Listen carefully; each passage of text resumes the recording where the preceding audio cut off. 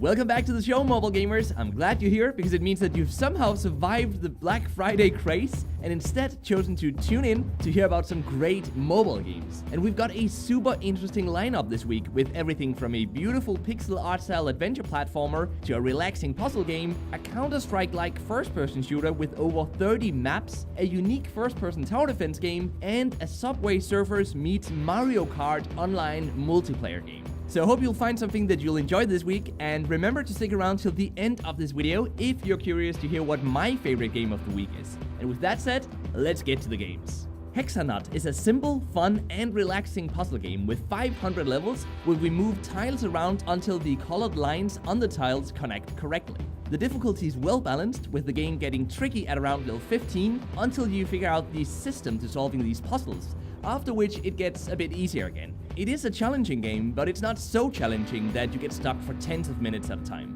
Monetization happens through incentivized video advertisements to get free extra hints and instantly skippable video ads between some levels, but there are no in-app purchases at all in the game. The game can be played offline, it takes up only 64 MB of space, so it's a very small game. It's out both on Android and on iOS, and my final verdict is that you should definitely play it, even if you're not the biggest fan of puzzle games, because I enjoyed this one more than most other mobile puzzle games, and I play it nearly every evening these days. Special Forces Group 2 is a Counter-Strike-like first-person shooter with 32 different maps, 9 game modes, lots of weapons, single-player, LAN, online multiplayer, and even an ability to create custom skins for weapons. The graphics won't exactly impress you, but the controls work as expected and can be customized, and I like the addition of a default auto-shoot when we aim at an enemy, as it makes it easier to get into the game. Once you're then a pro, you can switch to manual to compete with the best players online as well. The way the game monetizes is through advertisements that are shown in between levels,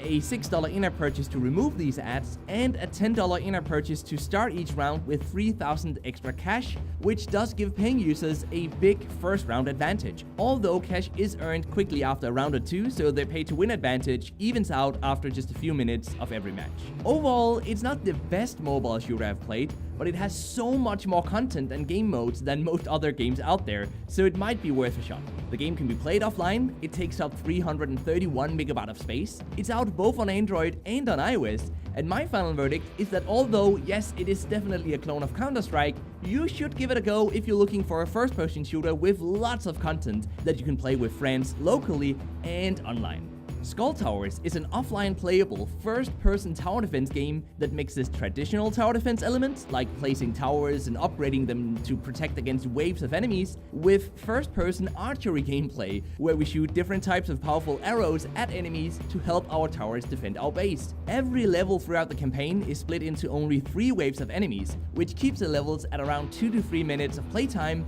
and with bows, arrows, bracers, and towers that can be upgraded between levels, there's plenty to spend the gold we earn on, with the cards required to complete these upgrades unlocked through instantly unlockable loot boxes that are rewarded after every level and every few hours. More loot boxes can of course also be bought for premium currency. And talking about the monetization, it happens through lots and lots of incentivized video advertisements that we can choose to watch to get more gold from chests, open certain chests, and get more energy when we run out. Because yes, there is an energy system, although we seem to have energy as long as we don't start losing too many levels. If you don't mind watching an incentivized video ad here and there, Skull Towers offers a fun and unique gameplay experience that's perfect for 5 to 10 minute game sessions. The game can be played offline. It takes up 266 MB of space once installed. It's available on Android and in beta on iOS, and my final verdict is that you should play it if you like tower defense games but you're looking for a new take on the genre and you don't mind watching a few incentivized video ads now and then.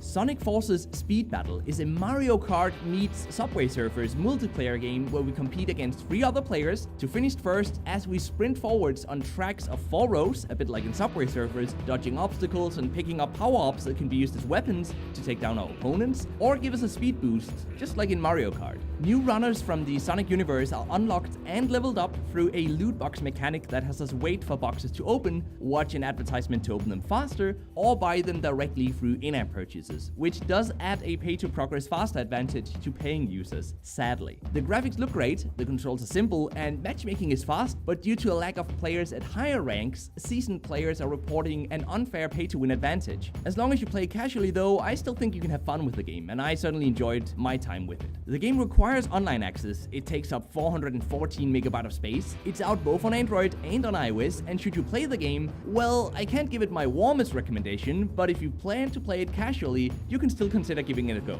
Supercat Tales 2 is a lovely adventure platformer with a beautiful pixel art style, over 100 levels, and no ugly UI buttons anywhere, instead opting for a control mechanism that has us tap and hold anywhere on either side of the screen to run, and double tap to sprint. Jumping is then done by sprinting off any elevated platform, wall jumping by running into a wall, and some cats even have the ability to take out enemies by hitting them while sprinting. Switching between cats within each level to use their unique ability plays a big part in figuring out how to complete the level to perfection and collect all of the hidden bells, which are later on required to unlock new levels, and I really enjoyed this system. The advertisements that appear between levels can be removed through a single $6 in-app purchase, and while also rewarded through gameplay, more gold can be bought too, which allows us to unlock items like a coin doubler much faster. The game can be played offline, it takes up 186 megabytes of space, it's out both on Android and on iOS, and this is my favorite game of the week,